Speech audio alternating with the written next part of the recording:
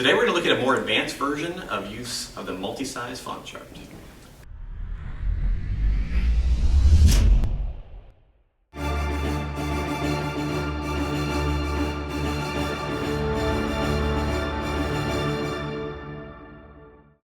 Today we want to look at an advanced version of the multi-size font chart exercise. If you're not sure what I'm talking about, you need to go back to last week's blog and check it out, because in that blog we have a PDF attachment. You can print this out.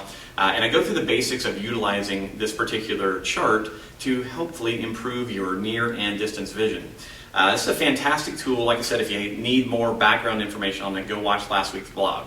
The basics are pretty simple. We're going to do 4 different versions of a multi-size font exercise where we're going to find the lowest level of font that we can read comfortably at a normal reading distance.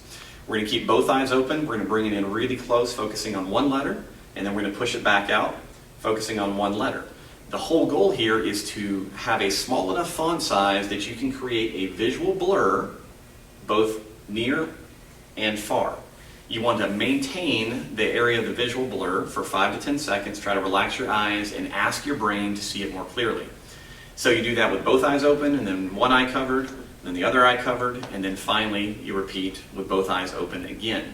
Ideally you're aiming for 5 to 10 repetitions of the blur, holding 5 to 10 seconds in each position. Doing this twice a day. Again, that's all stuff from last week. Now the advanced version of this, we're going to add in simple head movements. And it doesn't seem to most people like this should be that challenging, but in general what you'll find is if I'm here, let's say I'm looking at the size 4 font, and I choose one of the letters, I'm going to look at the E, I'm going to get nice and tall, relax my face, relax my eyes, bring it in until it starts to blur a little bit, and then I'm going to push it out, push it out, push it out until it starts to blur. And so I go back and forth. And I just get an idea of my basic range. And I'm again asking my brain, hey, get right on the edge of the blur and try and clear that up, because that upregulates functions in the brain. Once I've done that, I now want to start doing that same process while my head is in motion. So I'm going to be going back and forth, nice and slow, while I'm doing head rotations. And I want to make sure that I do rotations in both directions. The challenge here, obviously, is a little coordination issue.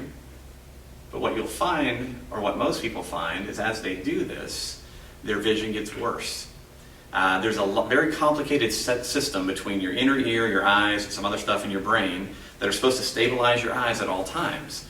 And a lot of the mistakes that we see in traditional vision training is people do all of their work basically with their head still.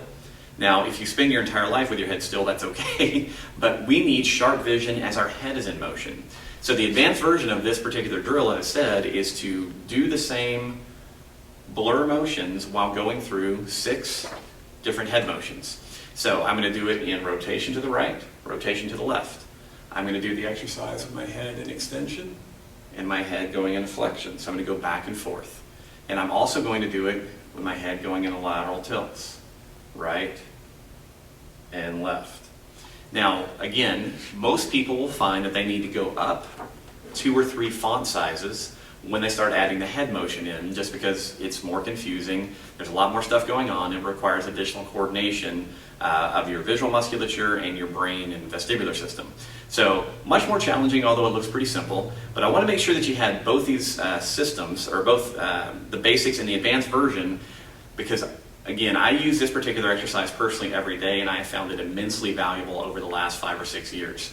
So if you have any questions about this one, you can let us know. It's pretty simple. Again, just go back to last week's, make sure you understand how to use the multi-size font chart, and then from there, as you grow more comfortable, you want to make sure that you're adding in head motions to the multi-size font chart practice. It will benefit you tremendously, particularly as you start thinking about using your eyes in a more natural, realistic fashion where your head's also in motion.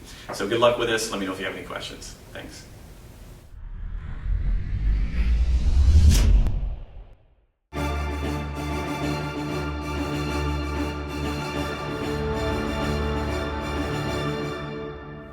Today we want to look at an let's try that again. 3. Sprains, Achilles tendonitis from one of our, start that again. With dignity.